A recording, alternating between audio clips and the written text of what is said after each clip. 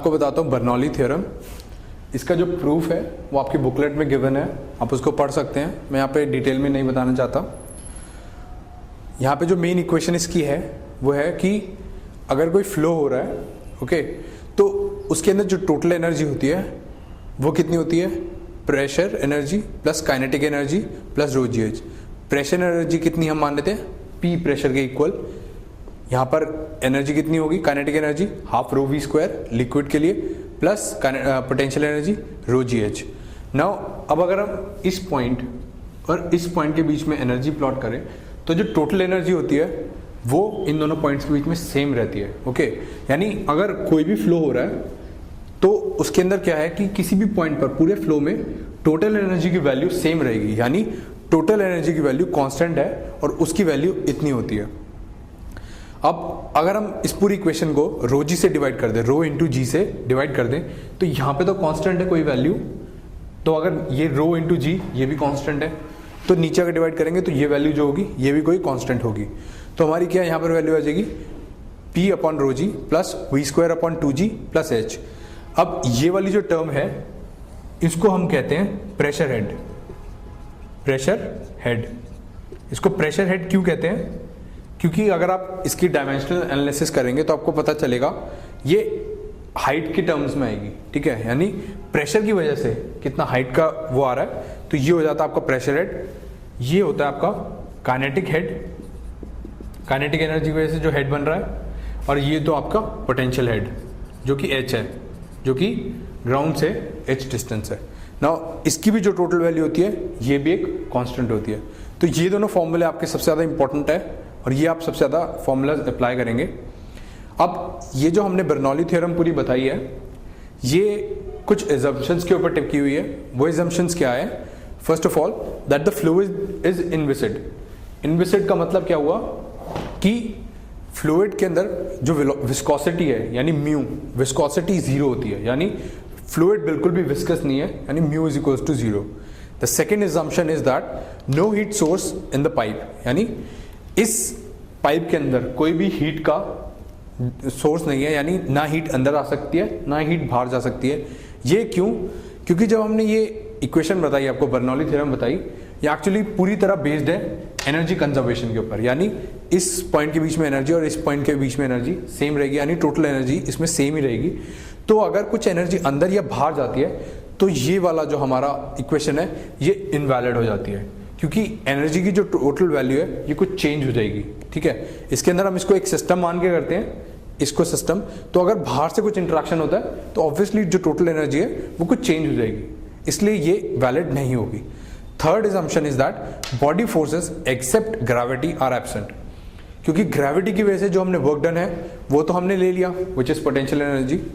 But और अगर कोई बॉडी फोर्सेस लग रहे हैं, यानी इलेक्ट्रोमैग्नेटिक फोर्स या कोई और भी फोर्स, किसी भी तरह का फोर्स अगर लगता है तो उसकी वजह से, क्योंकि वर्क होगा, अगर फोर्स लग रहा है तो उसकी वजह से कुछ वर्क भी होगा, तो वो हमने वर्क कंसिडर नहीं करा। इसलिए ये इक्वेशन तभी अप्लाई होगी जब और कोई फोर्स ना लग रही हो, except for gravity. The fourth assumption is that the flow is incompressible, यानी रो जो है, यानी जो डेंसिटी है, this should remain constant throughout the flow. पूरे फ्लो में ये कांस्टेंट रहनी चाहिए, तभी ये हमारी इक्वेशन वैलिड होगी, okay. Now the fifth assumption is that flow should be streamlined. Okay, flow should be streamline, ये हमारी एक एजम्पशन है। तो अगर इन 5 एजम्पशंस में से एक भी एजम्पशन इनवैलिड हो जाती है, ये हमारी इक्वेशन इनवैलिड हो जाएगी और हम वो इक्वेशन नहीं लगा पाएंगे। अब इसी की बर्नौली थ्योरम की मैं आपको एक एप्लीकेशन पढ़ाता हूँ, विच इज वेंचुरीमीटर।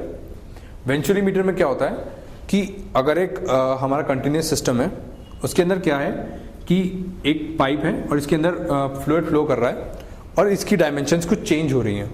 ये जो हमारी पाइप है इसकी डायमेंशंस कुछ चेंज हो रही हैं, ओके। और हमने क्या करा, यहाँ पर 2 पाइप सी लगा दी जिसके अंदर कुछ हाइट तक लिक्विड है, ठीक है, और यहाँ पर भी कुछ लिक्विड है। अब वेंचुरीमीटर क्या कहता है? वेंचुरीमीटर के अंदर हम बर्नौली थ्योरम लगाएंगे फर्स्ट पॉइंट और सेकंड पॉइंट के बीच में। यहाँ पर A1 कुछ ज़्यादा है और A2 की कुछ वैल्यू है, ओके। तो A1 इस फर्स्ट पॉइंट पे बर्नौली थ्योरम के हिसाब से जो हमारी एनर्जी होगी वो कितनी होगी, P1 plus half rho V1 square plus रो GH, यहाँ पे कोई भी हाइट है अगर हमारे ग्राउंड से, ठीक है। और सेकंड पॉइंट पे क्या होगा, P2 जो प्रेशर है इस पॉइंट पे plus half rho V2 square plus रो GH।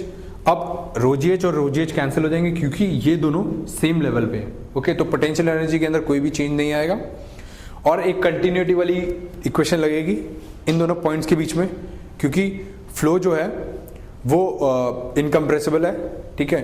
तो A1 V1 is equals to A2 V2।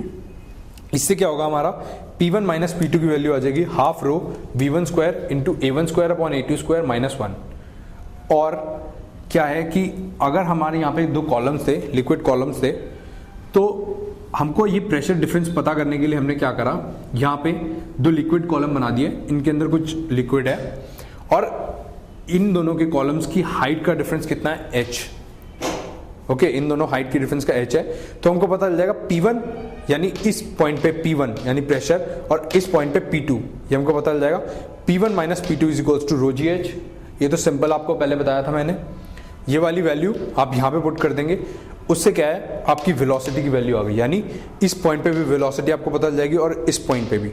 तो वेंचुरी मीटर से क्या होता है कि अगर आपको किसी भी फ्लो के अंदर वेलोसिटी की वैल्यू फाइंड आउट करनी है, यानी अगर आपकी यहाँ पे जो वैल्यू है, यानी यहाँ पे जो एरिया है वो कुछ डिफरेंट है, अगर आपका कुछ पाइप ऐसा है कि वो डिफरेंट है, उसके एरिया चेंज हो जा रहा है, ठीक है। कुछ अगर मान लीजिए किसी भी तरीके का आपका एरिया है, ऐसा ऐसा कुछ भी है, तो आपको कभी भी वेलोसिटी की वैल्यू फाइंड आउट करनी है किसी भी पॉइंट पे, तो अब यहाँ पे सिंपली एक वेंचुरी मीटर यानी 2 पाइप्स लगा सकते हैं, ओके, 2 ट्यूब्स लगा सकते हैं और इस फॉर्मूले को यूज करके वेंचुरी मीटर एक तरह से बनाकर आप वेलोसिटी की वैल्यू फाइंड आउट कर सकते हैं। अब मैं आपको